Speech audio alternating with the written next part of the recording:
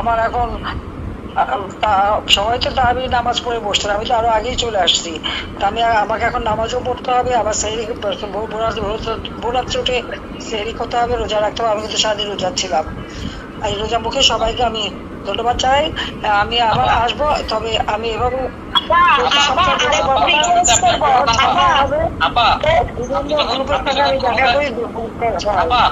আপনি যখন প্রথম ক্ষমতা আসেন তখন একবার এই যে সুরেশ্বরে গেছিলেন, তারপরে আপনার প্রধানমন্ত্রী যাওয়ার কথা ছিল কাজী মঞ্জুরুল আলম, উনি আমাকে জানালো একটু আগে ফোনে যে আমি কথা বলতেছি, আপনি কি আল্লাহ যদি আপনি যদি সুস্থ হন আবার বাংলাদেশে ফিরে আসেন, সুরেশ্বরে যাওয়ার জন্য সে অনুরোধ করছে। কাজী মঞ্জুরুল কথা বলার সুযোগ করে দেন।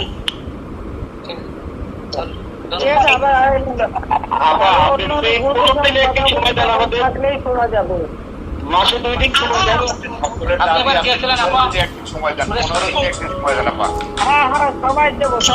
সময় দেব। আজকে তো কত 1489 জন লাইনে আছে অনলাইন, 7000 মেম্বার।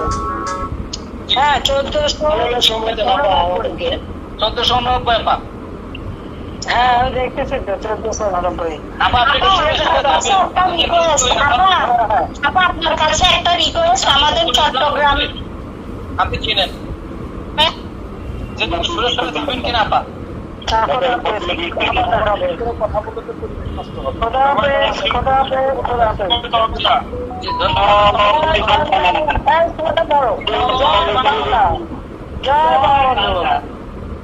জয় বঙ্গবন্ধু, জয় শেখ হাসিনা। আমার উপর দোষারোপ করা হয়।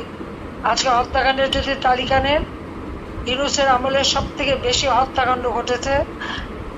তার সময় মাদ্রাসা শিক্ষক, প্রাইমারি স্কুল শিক্ষক, ছাত্র, শ্রমিক, গার্মেন্টস শ্রমিক, যেদিন যারা আন্দোলন করেছে সেই দিনই তাদেরকে তুলে দেওয়ার জন্য সাউন্ড গ্রেনেড, টিয়ার গ্যাস, গরম পানি মারা, এমনকি ছোট্ট শিশু তার উপর পানি মারা, সেখানে গ্যাস মারা, নানাভাবে নির্যাতন করে করে তাদেরকে আন্দোলনে করতে দেয় নাই, বাধা দিয়ে, এবং তার গুলি চালানোতে শ্রমিক হত্যা হয়েছে,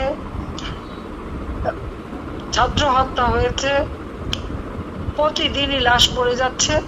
আর তাছাড়া ইউনূসের যে সন্ত্রাস বাহিনী, এই সন্ত্রাস বাহিনী তো প্রতিনিয়ত মানুষকে হত্যা করে যাচ্ছে। মানে মনে হলো কোনো নাই, যে কোনো সময় যে কেউ ঘরে ঢুকবে, লুটপাট করবে এবং বাধা দিলে তাদেরকে হত্যা করে আসবে। ছেলেকে পায়নি বলে মাকে হত্যা করা, বাবাকে হত্যা করা, মাকে গাছের সাথে বেঁধে রাখা, এটা কোন ধরনের কথা? এইভাবে আর আওয়ামী লীগের নেতা কর্মী হাজার হাজার নেতা কর্মীকে গ্রেপ্তার করেছে, প্রায় 20,000, শুধু এই ফেব্রুয়ারি মাসেই 20,000-এর উপর নেতা কর্মীকে গ্রেপ্তার করেছে, এবং অনেকে খোঁজ পাওয়া যাচ্ছে, তাদের গুম করে দিয়েছে। প্রায় 3,000-এর উপরে পুলিশকে হত্যা করেছে। আনসার 40 জনের তো খবরই নাই। বিডিআর হত্যাকাণ্ডে যারা সামরিক বাহিনীর অফিসারদেরকে যারা হত্যা করেছিল, সেই মামলাও প্রত্যাহার করা এবং তাদেরকে ছাড়ার চেষ্টা। যত জঙ্গি সন্ত্রাসী তাদের মুক্তি দিয়ে সারা দেশে এখন প্রতিদিন দিনে চুরি, ডাকাতি আর ধর্ষণের তো মহা উৎসব। বাসে, রাস্তায়, এমনকি ফুটপাতে, এমনকি একটা ফকির মিসকিনও রেহাই পায় না, ধর্ষণ করে যাচ্ছিল। যখন এই নিউজগুলি আসলো, এখন কোনো সংবাদ পরিবেশন করা যাবে না। আমার সময় নাকি বাক স্বাধীনতা না, বাংলাদেশে একটা বেসরকারি খাত, টেলিভিশন, তার মধ্যে 34 প্রতিদিন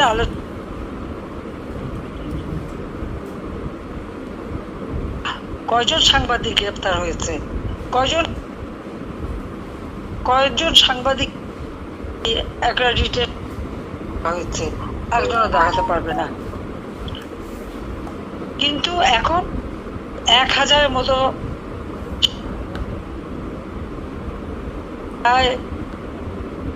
কাছাকাছি সাংবাদিকের 600 মামলা, তার মধ্যে 106 জনের বিরুদ্ধে হত্যা মামলা। 6 জন সাংবাদিককে নির্মমভাবে হত্যা করা হয়েছে, হয় কুপিয়ে হত্যা, নয় গুলি করে হত্যা, পিটিয়ে হত্যা, সারা বাংলাদেশ ব্যাপী। তার উপর সাংবাদিকরা আজকে কোনো কাজ পাচ্ছে না, প্রত্যেকটা মিডিয়াতে ইউনূসের এজেন্ট বসা। কোনো টেলিভিশন, প্রাইভেট টেলিভিশন একটা সংবাদ পরিবেশন করতে পারবে না। কি সংবাদ পরিবেশন করা হবে?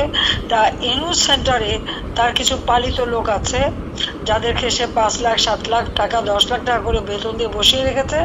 তারা কন্টেন্ট তৈরি করে দেবে, তারা নির্দেশ দেবে, আর প্রত্যেকটা মিডিয়াতে তার লোক বসা। তারা যে কথা বলতে বলবে সেই কথাই বলতে হবে, অন্য কোনো কথা নাই।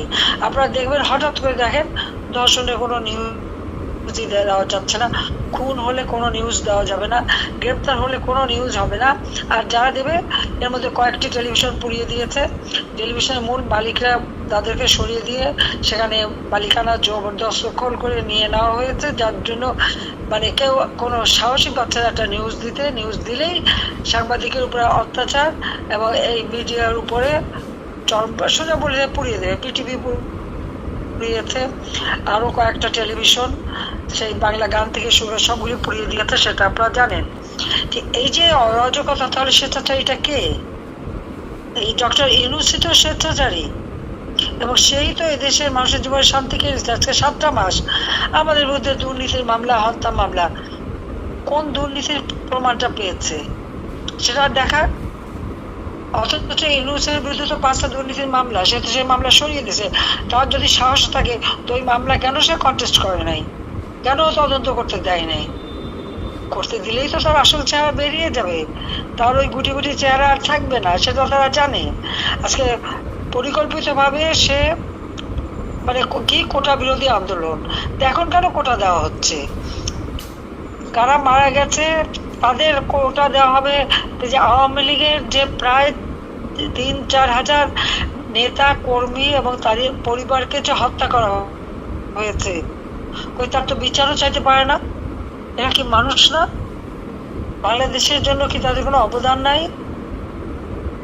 আজকে মামলাটা পর্যন্ত করা যাবে না, মামলা নেয় না। মামলা করতে গেলে উল্টো মায়ের খেতে হয়। এরকম স্বেচ্ছাচারিতা বাংলাদেশে সেই 1971 সালে হানাদার পাকিস্তানি বাহিনী ছিল, তখন চলেছে আর এখন চলছে।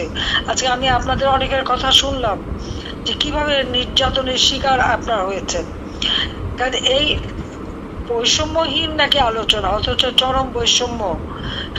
নতুন একটা দল করেছে, ক্ষমতায় বসে দল করা। ডিসিদের কাছে চিঠি দিয়েছে, তাদের লোকদেরকে মিটিংয়ে নিয়ে আসার জন্য বাস দিতে হবে, গাড়ি দিতে হবে, এবং তাদেরকে মিটিংয়ে পাঠাতে হবে। এবং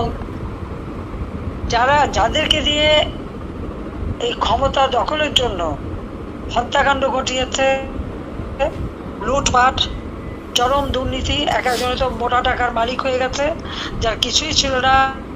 কেউ 3খানা গাড়ির মালিক, বাড়ির মালিক, দেশে বিদেশে